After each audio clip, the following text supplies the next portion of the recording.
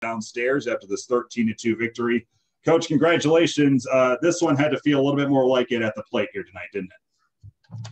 Well, I thought our guys had a good plan against the left-hander, a much different left-hander than we faced on Wednesday, which we knew he had scattered command. We had some walks. We had an HBP by Bryson. We were able to get a lot of traffic on early, even though we, weren't able to push a ton of runs across. And we had him up to 72 pitches after the third inning. So anytime you can get a starter's pitch count up that early, then you've done a good job. I think tonight, Malcolm would have to help me out with this, but it's the first time that we have had more freebies and strikeouts in a long time. And we have been harping on that. That's kind of East Carolina baseball, vintage East Carolina baseball, but we've been striking out way too much in the previous games, and thought our guys did a much better job tonight.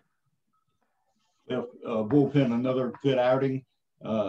Nick Logish, certainly he created a buzz in the stadium tonight, and that carried over to the latter innings.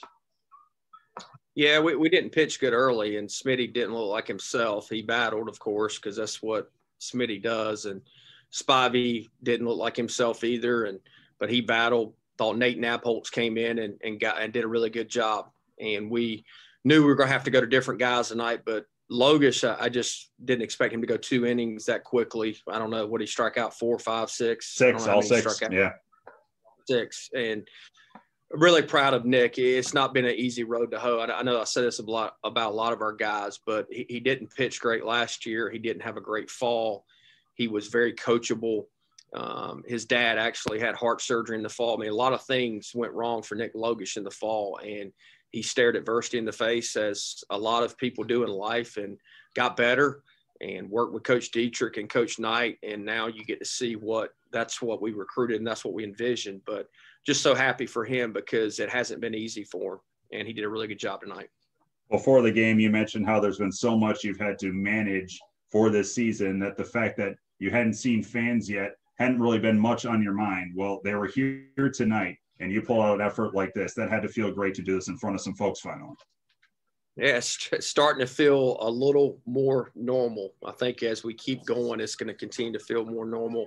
The thing we've got to guard ourselves against is just keeping our bubble tight, not getting comfortable and letting our guard down, because as we know, COVID can halt your season like that. We've seen what's happened to basketball and how much time they had off. So we need to keep our bubble tight and be ready to go tomorrow. Coach, we'll be with you tomorrow. Congrats on the win tonight. Thank you, guys. That's Coach Cliff Godwin down in the locker room. Okay, we'll open up the questions for Coach Godwin at this time. Coach, AMAC has had a real good start of the season. I know you talked about him a lot in the preseason. Just how important has he been? He got the big hit early to kind of get you guys going. I mean, you watch all the games, right? So you know how he's done. He's a competitor, and the reason he's good is, of course, he's talented, but we've said this till we're blue in the face, but the guy gets more out of practice than any player in the history of East Carolina baseball since I've been the coach. So in a 2.5-hour span, guy works. I mean, we gave the guys, the main guys that are playing a lot, pretty much the day off yesterday. They lifted weights. We had a team meeting, and AMAC's in the cage hitting, because that's just what AMAC does. He just works. So super proud of him. He can play anywhere, and he's done a great job for us. You mentioned when Bridges, Colmore, Mayhew to do this tonight with those young guys and not use those main three. How kind of timely was that to start this weekend?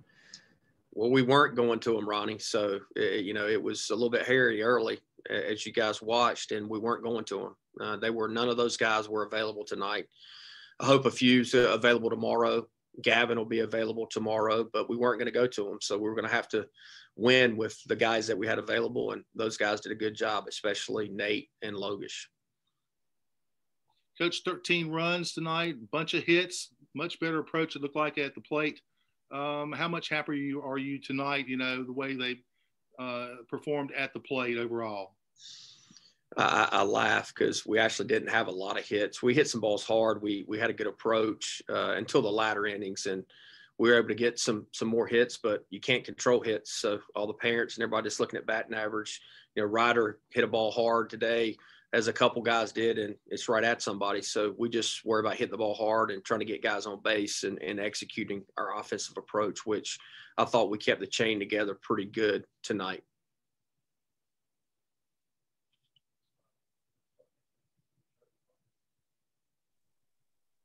Hey, do we have any other questions for Coach Godwin?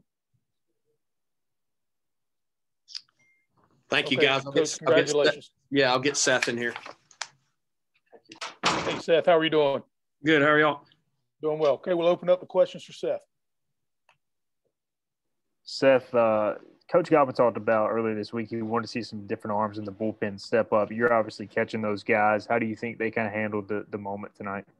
I thought they did really good, especially Spivey coming in probably earlier than he thought he would, and then Nate coming in, and that inning was really clean. I thought he looked really good, commanding the zone, and then even with Logish, I mean, 6 up, 6 down, 6 strikeouts, competing in the zone, and then even at the end with Gross, I thought they were all really good tonight.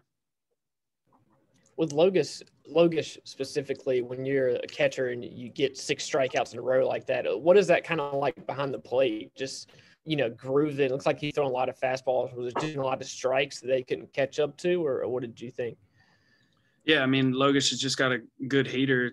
It plays up a lot. Even if the velo says 90-92, it's really tough to hit, and we have to face that in the fall, and teams don't realize that. And I just thought every pitch that he had was a competitive pitch and wasn't worried about what the score was and just getting after hitters.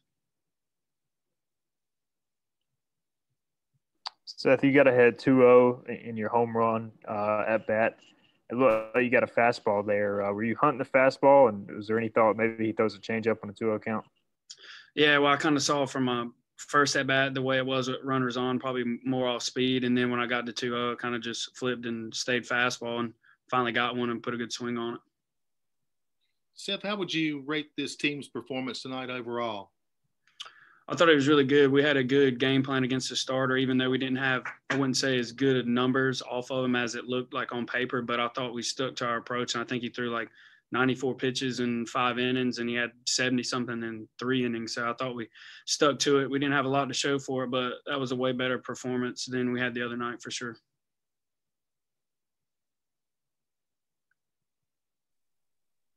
Okay, are there any other questions for Seth? Okay, Seth, thank you very much. Congratulations on the win. Thank y'all. Appreciate it.